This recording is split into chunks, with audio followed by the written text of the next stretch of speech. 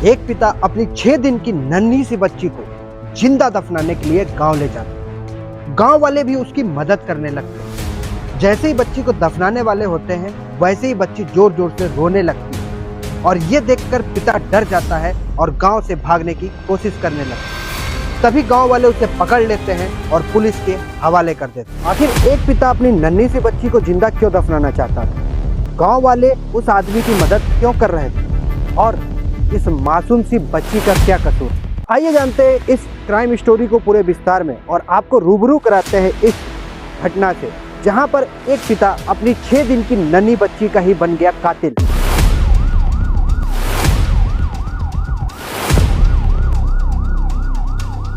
तो ये कहानी शुरू होती है जनवरी 2014 मुरादाबाद के मुरेठे जिले में, जहां पे 2 व्यक्ति पहुंचते हैं।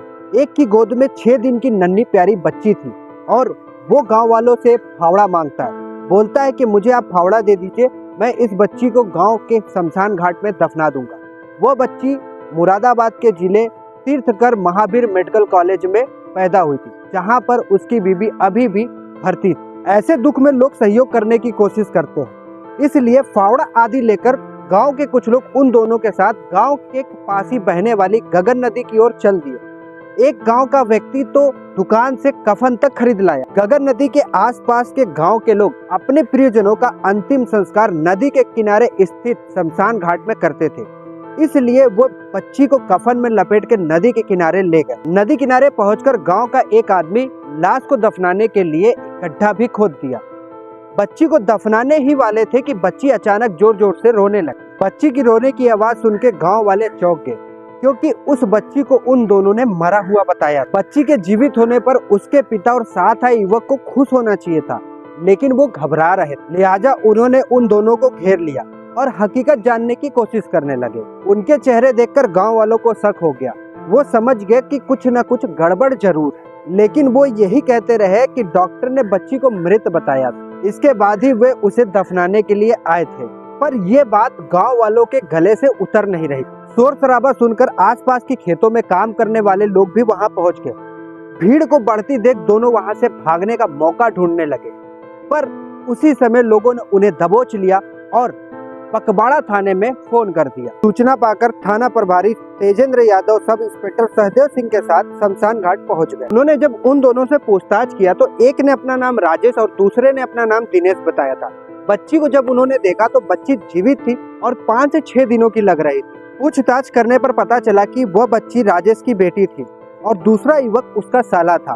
पास में ही तीर्थकर महावीर मेडिकल कॉलेज था, जहां पर पुलिस वालों ने उस बच्ची को भर्ती करा दिया, जिससे उस बच्ची की जान बचाई जा सके। डॉक्टरों ने जब उस बच्ची को देखा तो वो चौंक गए, क्योंकि वह बच्ची वहीं पैदा हुई थी और उसकी माँ अभी भी वहीं भर्ती थी। डॉक्टरों ने पुलिस को बताया कि बच्ची को उसका पिता राजेश जीवित अवस्था में ही ले गया था, तो उसके मरने का कोई सवाल ही नहीं होता। मामला गंभीर लग रहा था, इसलिए थाना प्रभारी ने इसकी सूचना नगर पुलिस अधीक्षक महेंद्र यादव को दे दी। उधर डॉक्टरों ने भी बच्ची को आईसीयू में रख इलाज शुरू कर दिया था। नगर पुलिस अधीक्षक महेंद्र यादव भी थाना पगबाड़ा पहुंच गए। थाना प्रभारी ने उनके सामने जब पूछताछ की तो बच्ची को जिंदा दफन करने की एक चौंकाने वाली कहानी सामने आई। राजेश मूल रूप से उत्तर प्रदेश बरेली शहर के हाजीगंज का रहने वाला था। वह मोटर मैकेनिक का काम करता था। पिता राम भरोसे को जब लगा कि उनका बेटा अपना घर चलाने लायक हो गया है, तो उन्होंने बरेली में ही रहने वाले मुक्ता प्रसाद की बेटी से उनकी विवाह कर दी। कुछ दिनों के बाद राजेश पत्नी सुनीता को भी रुद्रपुर ले गया। वहाँ हंसी खुशी उनका जीवन चल रहा था। इसी दौरान सुनीता गर्भवती हो गई। इससे पति पत्नी दोनों ही बहुत खुश थे।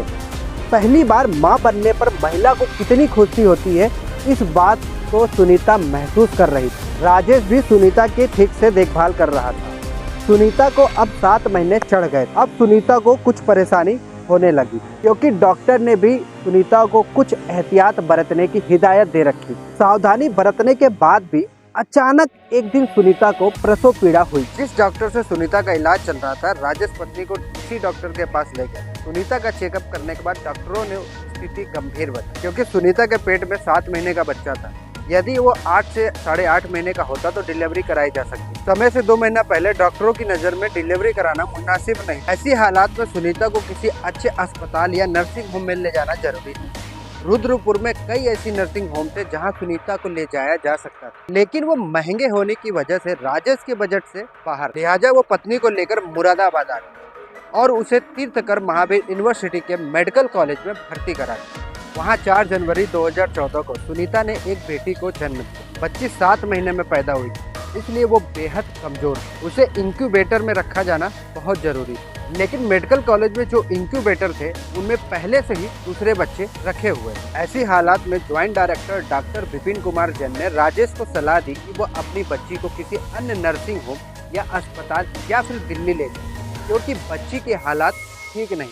उधर इतनी कमजोर बच्ची को देखकर वार्ड में भर्ती मरीजों के तीमारदारों ने ही राजेश के मुंह पे कह दिया कि बच्ची बचेगी नहीं, और यदि अगर बच भी जाती है तो पूरी जिंदगी अपंग रहेगी। लेकिन राजेश ने उनकी बातों पे ज्यादा ध्यान नहीं दिया। बेटी की जान बचाने के लिए राजेश उसे मुरादाबाद के साई अस्पताल ले गया। राजेश के साथ उसका साला दिनेश भी था। साई अस्पताल में बच्ची को भर्ती करने से पहले 10,000 रुपए जमा करने के लिए कहा। उसके पास उस समय उतने पैसे नहीं थे। राजेश ने अस्पताल कर्मियों से कहा कि वो पैसा बाद में जमा करा देगा, पहले बेटी का इलाज तो करो। उसके अनुरोध को उन्होंने अनसुना कर दिया। राजेश बेटी को हर हाल में बचाना चाहता था, इसलिए उसने अपने कई सगे संबंधी और रिश्तेदारों को फोन करके अपनी स्थिति बताई और पैसे मांगे, लेकिन किसी ने भी उसकी सहायता करने के बजाय कोई न कोई बहाना बना दिया। ऐसी हालात में राजेश बहुत परेशान हो गया। उसके समझ में नहीं आ रहा था कि वो क्या। चारों ओर से हताश हो चुके राजेश के कानों में तीमारदारों के शब्द गूंज रहे थे कि बच्ची जिंदा नहीं बचेगी, और अगर बच भी गई तो पूरी जिंदगी विकलांग रहेगी। निराश और हताश के दौर से गुजर रहे राजेश ने सोचा कि जब बच्ची पूरी जिंदगी विकलांग रहेगी तो इसकी जान बचाने से क्या फायदा, इससे अच्छा तो ये यहीं मर जाए। इसके अलावा उसके मन में ये बात घूम रही थी कि यदि बच्ची नहीं मरी तो उसकी वजह से वो पूरी जिंदगी परेशान रहेगी। लिहाजा उसने बेटी को खत्म करने की सोची। इस बारे में उसने अपने साले दिनेश से बात की तो उसने भी अपने जीजा के हाँ में हाँ मिलाते हुए 6 दिन की नन्ही सी बच्ची को खत्म करने को कहा। उन्होंने बच्ची को मारने का तो फैसला कर लिया। फिर उन्होंने तय किया कि बच्ची को जिंदा ही गड्ढे में दफना देंगे, और जब सुनीता पूछेगी तो कह देंगे कि बच्ची की मौत हो गई और उसे दफना आए। गड्ढा खोदने के लिए उनके पास कोई भी चीज नहीं थी, इसलिए वो फावड़ा मांगने के लिए मुरेठा गांव पहुंचे। ऐसी हालात में गांव वालों ने उनकी सहायता करना मुनासिब समझा और उनके साथ गगन नदी के किनारे उस जगह पहुंच गए जहां लोगों का अंतिम संस्कार किया जाता था। उसकी नन्ही सी जान की आंखें खुली भी नहीं थी, दुनियादारी से उसे कोई मतलब भी नहीं था। माँ की गोद से पिता के मजबूत हाथों में वो इसलिए आई थी कि वह उसका इलाज कराएंगे, लेकिन उसे क्या पता था कि कन्यादान करने वाले हाथ ही एक दिन उसको दफनाने के लिए आगे आएंगे। लेकिन जैसे ही उसे गड्ढे में ठंडी रेत पर लिटाया गया, वो हाथ पर चलाते हुए जोर जोर से रोने लगी, जैसे वो रोते रोते अपने जन्मदाता से पूछ रही हो कि मेरा कसूर क्या है, मुझे मत मारो, एक दिन मैं ही तुम्हारा सहारा बनूंगी और घर में उजियारा फैलाऊंगी। लेकिन उस समय पिता की संवेदनशीलता नदारद हो चुकी थी। अचानक बच्ची की आवाज सुनकर राजेश और दिनेश दोनों घबरा गए। वो सोचने लगे अगर ये 2 मिनट और न रोती तो। बहरहाल उसकी आवाज सुनकर गांव वाले चौंक गए। उन्होंने पुलिस बुला ली। से पूछताछ के बाद पुलिस ने उन्हें न्यायालय में पेश कर जेल भेज दी। पुलिस ने उस बच्ची को तीर्थकर महावीर मेडिकल कॉलेज में भर्ती करवा दिया। वहाँ उसे इंक्यूबेटर में रख दिया गया था। उसकी हालात में भी सुधार होने लगा। उधर सुनीता को इस बात का पता नहीं था कि उसने जिस बच्ची को जन्म दिया है उसकी हत्या करने वाला उसका पति जेल में है। इलाके के लोगों को जब एक पिता के यमराज बनने की जानकारी हुई तो लोग उस बच्ची की लंबी उम्र के लिए दुआएं करने लगे। बच्ची के इलाज के लिए कई लोगों ने अस्पताल में पैसे भी जमा करवाए, लेकिन 1 हफ्ता बाद ही उस बच्ची ने अस्पताल में अपना दम तोड़ा। वैसे ये बात बताना जरूरी है कि राजेश की नीयत बेटी की हत्या करने की नहीं, बल्कि वह तो उसकी सुरक्षा के लिए ही उसे मेडिकल कॉलेज लाया, और मेडिकल कॉलेज के डॉक्टरों के कहने पर वो बेटी को लेकर कई अस्पतालों में घूमा भी।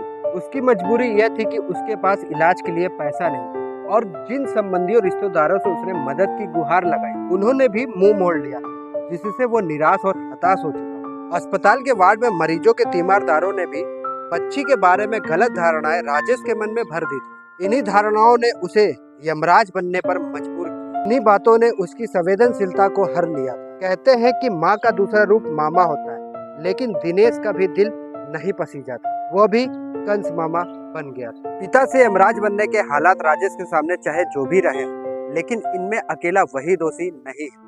इनमें दोष उन लोगों का भी है जिन्होंने उसे इस रास्ते पर जाने के लिए मजबूर किया। बेटियों पर खतरा लगातार बढ़ता ही जा रहा है। बेटे की चाह में तमाम लोग उन्हें कोख में ही खत्म कर देते हैं। ये क्राइम स्टोरी आपको कैसी लगी कमेंट करके जरूर बताएं और ऐसे ही दुनिया भर की क्राइम स्टोरी को देखने के लिए, जानने के लिए हमारे चैनल को फॉलो और सब्सक्राइब करें। और आज की स्टोरी में बस इतना ही। मिलते हैं नेक्स्ट किसी अच्छे स्टोरी में।